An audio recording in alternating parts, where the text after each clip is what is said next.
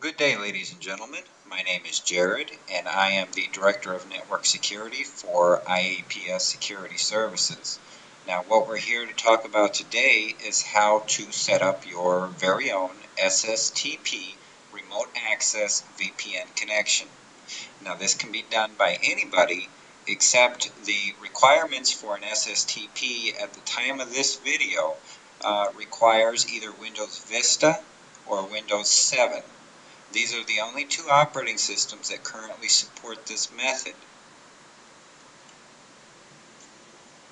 Okay, now let's get into this. The SSTP VPN connection is based on security certificates, what you see here highlighted on the screen. Now, your normal PPTP and L2TP IPsec VPNs are not certificate based. These run on their own protocols, and it's an entirely different process that we will get into in future videos. But for right now, the SSTP is all certificate based, and I'm going to show you exactly how to set this up in the most efficient manner possible. Okay, once you become an IAPS client, we will provide you with the specific URL to download these certificates on your own. But for the sake of this video, we are using one of our test servers that is not in active production for clients that will demonstrate exactly how this process will work. Okay, once we have obtained our two security certificates, what we must do is go to our Start button, go to our Run box, and what we're going to do is we're going to type in the letters MMC. Now, what this stands for is the Microsoft Management Console. Okay, once we open that, this is the box that you will be presented with. Now, once we're here, we go to File, we select Add and Remove Snap-ins. Okay, once this box pops up, what we're looking for are certificates. Once we have that highlighted, we go and we click on Add. Okay, now we're going to go with the default one right up here, My User Account, and we're going to click Finish. Now we're going to go right back to that Add button, click it again, and this time we're going to select Computer Account. I'm going to select Next again. Okay, we don't touch any of this here. We just click Finish. And then we go down here and we select OK. So now we're presented with two certificate sections in this dialog box over here. What we're going to do is expand the first one. Okay, there we're going to find Trusted Root Certification Authorities.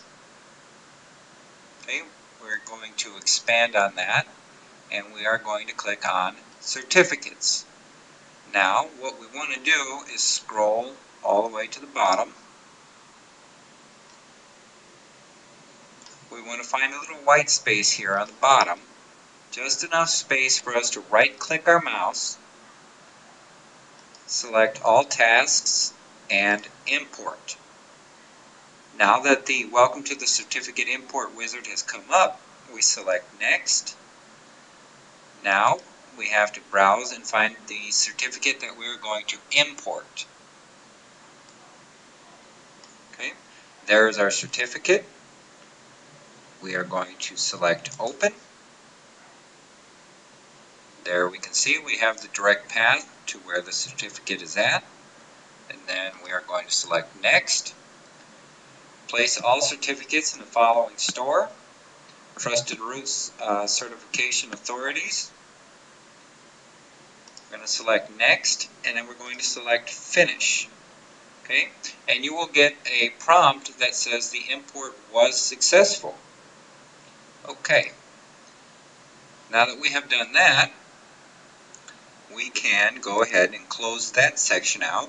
And what we want to do is now expand the certificate section for the local computer. Now in this section, we are going to go back to the same section that we were in above. We are going to go back into the certificates folder. We are going to scroll down again. We're going to find that little white space at the bottom here. We're going to right click our mouse again, and we are going to go back to the import section. What we're going to do is we're going to import that security certificate again. Okay. We're going to keep the defaults as they are and select Finish. Okay, there again we get another confirmation that our import was successful. We select OK. Now that that's done, we are going to go back down to our little white space. We're going to right click again. We're going to go to All Tasks, Import. We will select Next. Now we're looking for a little something different this time. Look down here where it says X.509 certificate. Okay? We have previously imported this already. Okay, so now what we're looking for is called the revocation certificate. Okay, so we're going to select the box and it will have a drop-down menu, and we will go down to Certificate Revocation List. We will select that, and then we will scroll down, and there's our certificate revocation list. Now we select Open. Here is our import path. We will select Next. Place all certificates in the following store. We will select Next again, and we will select Finish. Okay, there is our box that is telling us that it is complete. Okay, now that this is done, we can go ahead and get out of here. Now it will ask you, save console settings to console 1. You select yes. Now it will have a default place already set up for you to save it at. We leave this as is, we leave the name as is, and we just click on save. In my case, I have already done this several times, so we will just say yes. We want to replace it. Okay, now that that's done, what we have to do next is go back to our Start button, go to our Run box, and type the letters CMD. What this is it's telling the computer we're looking for a DOS command prompt. Okay, so we will go up to the top here, and what we want to do is open an elevated command prompt. So what we do is we make sure that our computer is highlighting this, and we right click on it, and we select Run as Administrator. Now once we have that open, if you are running it correctly as an administrator, you will see Windows System 32. Okay, this is what you need to see. Okay, now what we need to copy and paste in here is this string that you will see here, and I will leave this up on the screen for a moment so you can write this down. It might be a good time to pause the video right now so you can write this down correctly. Okay, now the good thing about DOS is that we can copy and paste. So what we will do is we will copy this. We can put this back down there. We can paste that right in there.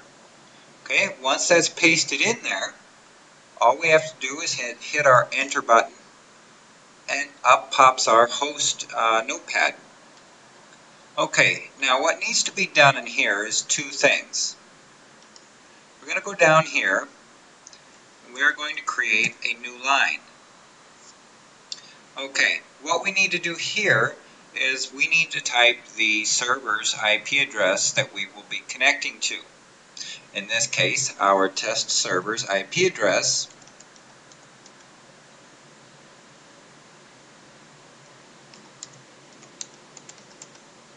Okay, now this is only half the battle. In SSTP, we need to have a host name as well. So we skip a few spaces, we find our host name,